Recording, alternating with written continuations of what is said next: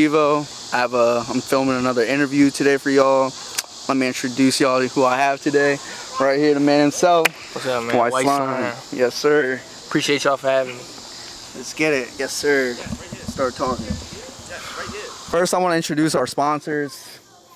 Oh, wait, never mind. We don't got sponsors. Never mind. We don't got. Damn, I wish. But yeah, let's talk about it. You know, start simple. How was it growing up? Growing up, it was kind of rough. I was split between households, father and mother. Right. They got divorced when I was probably like 4 years old. So they were just bouncing around PG County, all places in PG County, even some like Anne Arundel, stuff like that. Right. My mom was addicted to drugs real hard, and so was my father. So kind of growing up in that, it was like I had to grow up fast, you know. So other than that though, like I really learned a lot from growing up and being in them type of situations, you know. It just made me more independent. I ain't have to really depend on nobody for nothing. I had to get it on my own. So that was how my childhood was. Do you wish it could have been different? Not really. Like I wish the circumstances weren't, you know, that bad, but at the same time, it made me the person who I am, you know? It made me who I am, so I'm kind of glad that it worked out how it worked out, you know? I still have a strong relationship with both of my parents, but it's just kind of one of them things where it's like, it is what it is, that's the cards I was dealt, so I gotta just go through with it, you know? Right. Yeah. And like, do you think if things were differently, you know, if life just played out differently, do you think you would have still been rapping or decided to start rapping? Well, it just depends on the circumstances. Like, if my parents were, you know, not addicted to nothing, and you know what I'm saying, like, had good jobs and stuff like that, I probably would have went to college. I probably would have been into more sports. I would have been more disciplined, you know. So at a young age, I kind of wasn't disciplined. I kind of just did whatever the fuck I wanted because my parents didn't give a fuck, you know. Right. So after that though, after my parents, I left this out, but like after my parents was addicted to everything, split up, whatever. Right. My aunt kind of took me in on some like adopting me type shit when I was like 15.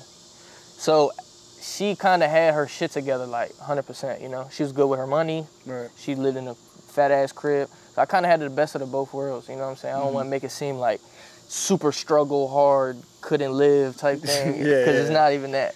I just went through a lot when I was younger. And then when I was about 15, I kind of got into a safe space, you know, a good, stable environment for the first time.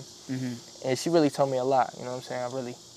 I'm really glad my aunt had a big part of my life when I was growing up. So if it wasn't for her, I think I'd probably be dead, you know what I'm saying? Really? Like, yeah, I really just think, just because of how I know I am, she kept me out of a lot of trouble, you know, and she taught me a lot of shit. Shout out to the auntie. Yeah, for real. Damn. But yeah, so let's talk about Slime Williams. Let's get straight into it. So I recently did an interview with Notorious Nick, you know, and he's the exclusive, you know, producer on your project. Hell yeah. He actually told me, I was asking him about it, and he told me, I need to know if this is true. He told me that you hit him up and you wanted to get some like rob your grandma type beat, like some crazy shit like that. Is that true? Like yeah, so basically like when I be in the stew and like he got Nick, like I said, like I was telling you off camera, Nick does like mainstream artists, you know what I'm saying? He works with Lucky, he works with Trey Money, you know what I'm saying? Mainstream artists. So my style is kind of like different. And don't get me wrong, he knows how to do DMV trap scene, stuff like that. But like when he tries to like push me to kind of do like mainstream music. But I'll just go in the studio and I'll tell him like, look, I need a beat that's gonna make you rob your grandmother. Like I'll be like, I need something that's gonna make me like, you know, angry. Like I need some hardcore shit. So I tell him that shit all the time. Like, bro, I need something that's gonna make me want to slap my father or some shit like that. You know what I'm saying? He'd be like, all right, bet, I got you. You know what I'm saying? He'll put on some crazy hard beat. Yeah. He was showing us a little, you know, inside like how to make a Notorious Nick type beat, and like, he's no joke. He's definitely, you know what I mean, I can tell without a doubt he knows what he's doing for sure. Like I can see why everyone wants to fuck with him and everything. Yeah, hell yeah. And he's also like collectively, he just got a lot of people around him who support him, and you know, like he got a roommate, DJ Bree Mafia. She's crazy as shit too. She goes hard. She does her DJ thing, like, you know what I'm saying? Yeah. So like just being in a space where, you know, he got Trey Monty coming to the studio. He got, you know, mainstream artists coming to the studio, and then he got roommate who he be, you know, I ain't gonna say too much, but basically like who be in the crib all the time with them. Yeah. You know what I'm saying? So it's just good environment for me to be in with all those connections. And he's not the type to like gatekeep and be like, nah, don't talk to her, da da da. He be telling them like, yeah, like, get on a song with White Slime. Like, I done come into the studio a couple times when he was recording other artists, and he'll put on my shit and show the artist like what I showing love. Yeah, hell yeah, bro. I fuck with Nick heavy, bro. Yeah. No, he definitely. He's cool as shit. Like, Nick's a real one for sure. Hell yeah, shout out Nick, man. Shout out to Nick. What's some songs that would be a good introduction into your production, your discography, like some White Slime songs? Now on this tape. On this tape or in general, like people should listen to when they're like, yo, like let me put you on White Slime. What's some songs you would show someone like, yo, this is me? I would show them John Wick. John Wick. That was my first song, like, ever. Like, really? Yeah, it was my first song. John Wick was my first song, and it went crazy. Like, I think right now it's at like 45K right now. And when I first started, like, it was just jumping immediately. As soon as I started rapping, as soon as I posted a music video, it was going up 10,000, like, quick. 2 months, 10,000. You know, 4 months, 20,000. Like, it was going crazy. So, John Wick, I will also say Disrespect Part 2. And then some of my newest songs, I would listen to Discount. I'm about to drop a video after we actually do this interview. I'm gonna go shoot it. So it should be out by the time. But Discount. And then also, one of my favorite songs right now is called Don't Care.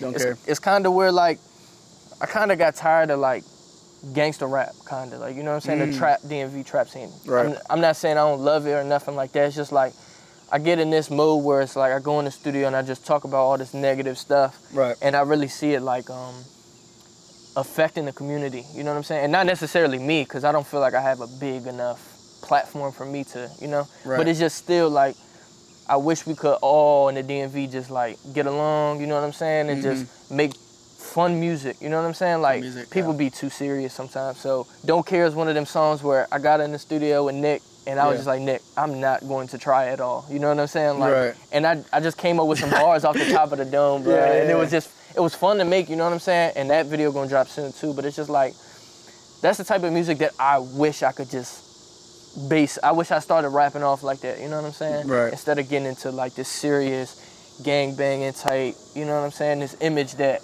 I wish I never got into, but it was just the way I was living, the way that, you know, like I said, I ain't had no OGs growing up, so. Yeah. It was just kind of that, no discipline type thing. You got how you live, yeah. Yeah, fuck it.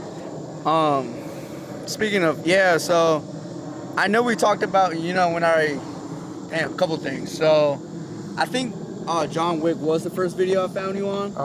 And that's when I hit you up. This was like earlier this year. And I was like, yo, like, your shit is hard. Let's shoot an interview. Yeah, like, and you hit me back. I was like, bet, we locked in. And then John Wick was definitely the first video I peeped. Yeah. And what else? So, and I know we talked about, I think you told me it was a while ago, like you wanted to talk about, you know, I know we started talking about it, like the violence in the DMV, like you got some shit to say. Yeah. Hey, right now, it's your chance, you know, talk your shit if you want, you know what I mean? Like, it's all you. Yeah, I just feel like I was just recently saying, like, I just feel like it's too much violence going on. And I feel like a lot of people talk down on the DMV because they have this crab in the barrel effect. That's what they feel like. But in my opinion, I don't feel like it's a crab in the barrel effect. I don't feel like we bring each other down as artists. Like, everybody you're going to have negativity. You're not just going to be perfect. You know what I'm saying? Nobody's perfect. But it's just also one of them things where it's like, people is really living what they rap about. You know what I'm saying? Right. So, of course, the violence that come behind it is going to happen. You know what I'm saying? Like, I'm not saying capping your raps or lying your raps or anything like that, but it's like, it's a lot of,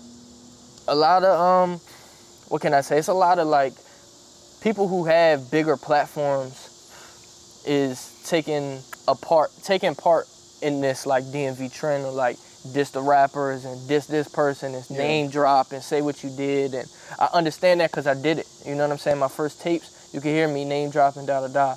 You know what I'm saying? So, but as I got older, I realized, like, you know what I'm saying? Like, not on some surrender to, like, my enemies or anything, but it's just like, they got a family just like how I got a family. Right. You know what I'm saying? They the same as me. You know what I'm saying? They got the same amount of family as me. You know what I'm saying? If something happened to them, how they family gonna feel? Same shit gonna happen to me. My family gonna be weep, crying, whatever, da-da-da. So I kind of got out of that. I stuck with the DMV flow and saying ops and stuff like that, but I just feel like we just got to get out of this trend. Like, it's just people getting killed, people getting locked up because they rapping what they live about. And that's kind of something that I kind of took into accountability when I started rapping. Is like, if I'm going to start rapping, I'm not doing none of this shit no more. You know what I'm saying? Like, at a young age, I was doing dumb shit, da-da-da, for whatever the fuck. You know what I'm saying? But as I got older, I just realized, like, if I start rapping and I blow up, like, I'm done doing this shit. I'm not gonna be one of them ones who go crazy, get millions of views, da-da-da, down the road and still be talking about this shit or living in the DMV or, you know what I'm saying? Just regardless, I'm just not gonna be one of them ones who's still active in the streets while I'm trying to chase a dream, you know what I'm saying? You wanna get out while you can. You see what I'm saying? Just like KP Skywalker, like, and that's why I say crab in the bucket effect. I don't think that's a play, because like anybody could have did what he did. He signed a deal and got the fuck out of here. You know what I'm saying? And it's not that he don't love the DMV or he don't love the city or nothing like that. It's just like, it's smart. People be too gangster, be too serious all the time. Like, I can't lead a man, or it's too much shit going on, da-da-da. Nah, bro, like, you're smart. If you want to feed your family for the rest of your life, bro, then you gotta do what you gotta do what it takes. You know what I'm saying? You gotta leave an area that you love the most, and you gotta make that sacrifice. Yeah. You know? So that's what I wanted to touch on. True shit. Hell yeah. And you know, because of everything, like, it seems like we're still stuck in a cycle, like the whole violence cycle. Do you think that's why the DMV hasn't? Because a lot of people talk about, like, you know, like, we have all this talent and all this stuff, and we do for sure. 100%. And do you think because we keep doing the same bullshit, that's why the DMV scene as a whole isn't elevating, like, you know what I mean, like, isn't going on the next levels? Because, you know, we keep beefing with each other. Yeah. So it's like, you know, how are we gonna grow if we keep beefing? We keep fighting about the same shit. And it's like, it's just, I feel like the DMV is just full of like young men. You know what I'm saying? Who don't have no OGs. I know what it feels like when you're back against the wall. You know what I'm saying? Like, like, you gotta understand, beefing, it's always something to do with either somebody got killed or you got jumped back in the day, and now you beefing like for your whole life. Like, my beef started when I was 15 and I got jumped. You know what I'm saying? But I wasn't even on no street shit for real. Like, you know what I'm saying? Like, I got jumped over a bitch for real. You know what I'm saying? Am I allowed to cuss on this? Yeah. Oh, my fault. Yeah. My fault. I mean, honestly, it is what it is. Right? Yeah, because I forgot to ask you. I've been cussing this. No, you're good.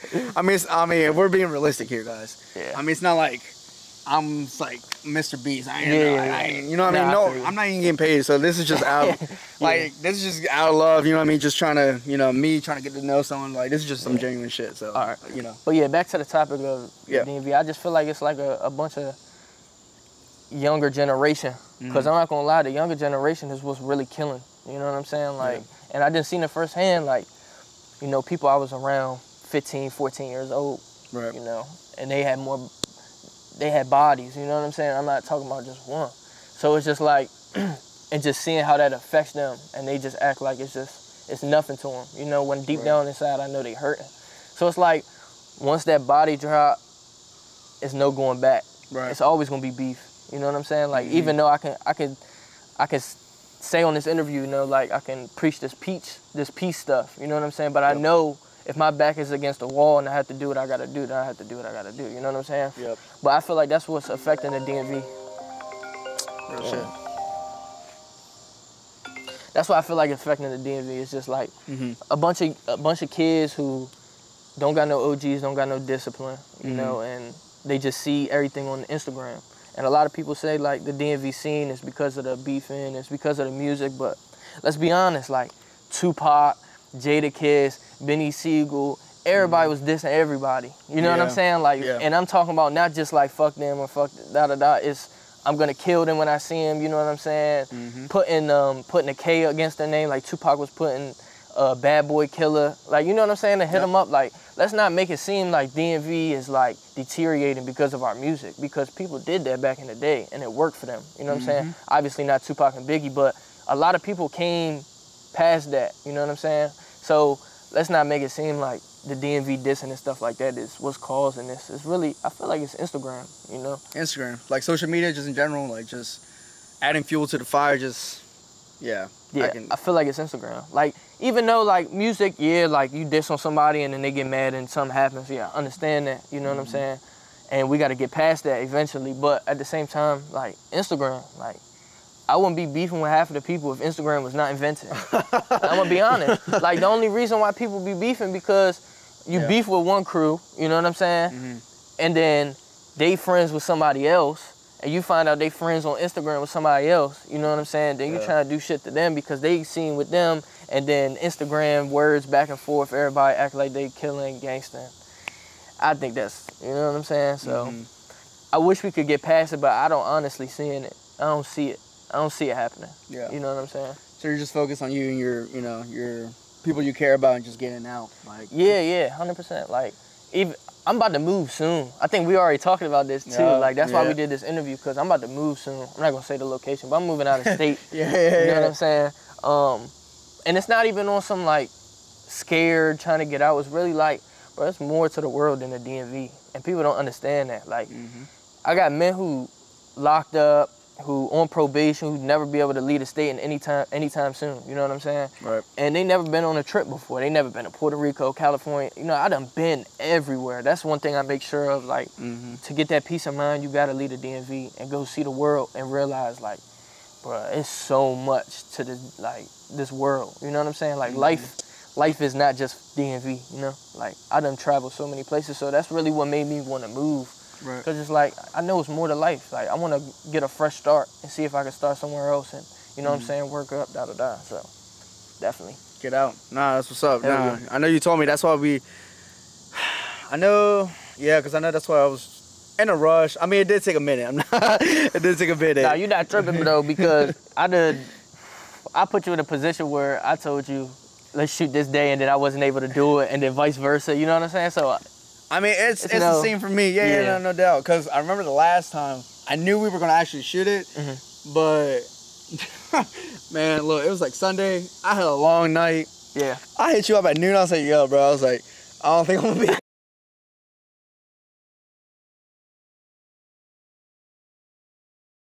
Back to what we were saying. Damn. Shit, what the fuck? I think we was talking about the DMV. Yeah. We just talking about the violence in the DMV, touching up on that. Yeah, because I know, you've encountered it firsthand, so, I know you can tell from what you've lived, what would you, for the kids right now, because, the younger generation is wilding out here, you know what I mean, but it's because, they got no OGs, they got no parental figure, you know what I mean, there's a lot of people who can't guide them, so they're just, they're just living how they, how they see on social media, bro. But so I mean, what would you say to the kids? You know what I mean? Like, they're like, going crazy. I mean, you know what I mean? Like, doing crazy shit right now. Like, what would you tell them from your perspective? Like, what should they do better? Like, what, what should they focus on? I would just say, like, just from experience, you know what I'm saying? Like, I would really just like, and I didn't know this until after the fact. And, like, you know what I'm saying? A lot of people going to tell you the same thing, stay in school, da-da-da, whatever. Right. And, as a youngin', like, I never listened to nobody, but, like, I was thinking about it the other day, like, if we really listened to, like, our OG, our parents, or anybody around, older figure who had any experience in life, anybody who was older than you, period, like, we would have got by life, like, it would have been easy for us. If we would have saved money when we was supposed to, when we was like 13 at our birthday party, we would have saved our money, you know what I'm saying, until we got out of high school, or, you know what I'm saying, we stayed in school and got straight A's and set us up for a better job interview or experience, you know what I'm saying? And we would have been set up.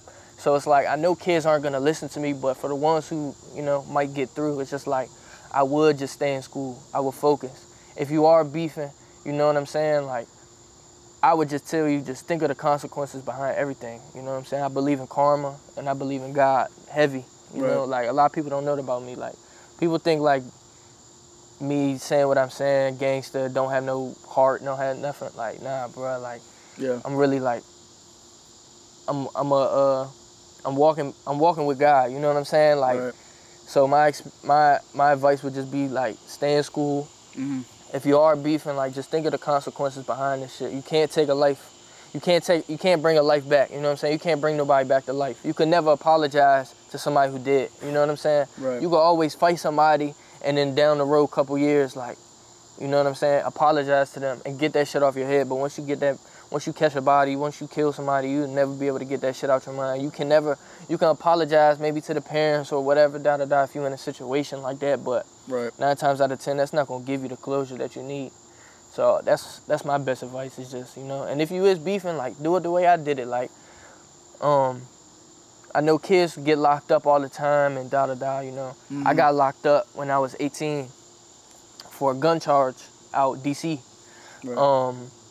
And I'm not gonna say like the jail shit really like affected me in any way. It didn't make me stop doing what I was doing. You know what I'm saying? Getting locked up when I was 18, that's when I really finally had like some structure in my life. So my aunt she ain't punished me. She was just kind of like, we gonna try to fight this case as much as possible. But it was kind of like, I was by myself, had a gun on me, it was over with, you know? But she got it to where I got my shit sealed after. You know what I'm saying? So like, I had to do like 4 years probation. And after that, I stayed out of trouble. My aunt made sure, you know what I'm saying, like, if you about to go to Greenbelt, then, you know, be safe. Beefing, bro, like, try to wait it out, bro. Like, try not to catch no cases when you're 18. Or if you do catch a case, make sure the lawyer can seal your shit after so that you can be able to protect yourself. Right. Oh, yo, we got our producers is signaling me something. What's going on, producer Devontae?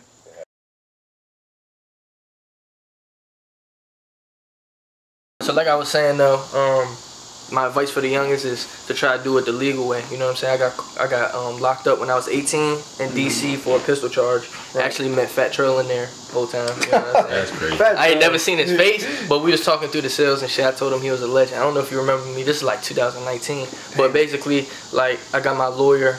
I was in a structured household. I had some, you know, real like structure in there. I had discipline. My aunt really was taking care of me, making sure I was on track. And she basically made sure my shit was sealed. So now I'm legally allowed to carry a gun in Maryland, 35 states. You know what I'm saying? So, so the youngest that's, you know, going through that beef, try to hold out, bro. And if you do catch a case, try to get it sealed. You know what I'm saying? Real. Nah, that's fire. That's fire. So, quick announcement. I gotta let y'all know. It is getting dark. We keep moving sets, so in this video you will probably see us at 3 different locations type shit. But it's all good.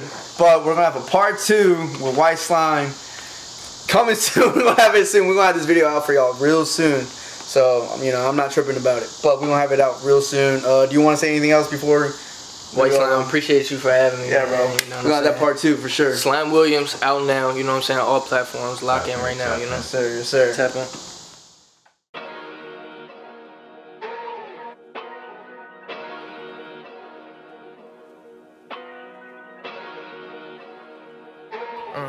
I think about all that shit I've been through. Slam. They don't wanna give me credit for the blocks that I spent and the shit that I did. And I emptied them shots and I aimed for his head. And Brody was geeking to spin. He called him up and got sent to the fed. In the kitchen, we ain't had no choice. He was serving the person the lean, we ducking them boys. For the trenches, feel like the voice. Ducking them shots cause I feel like I'm Floyd.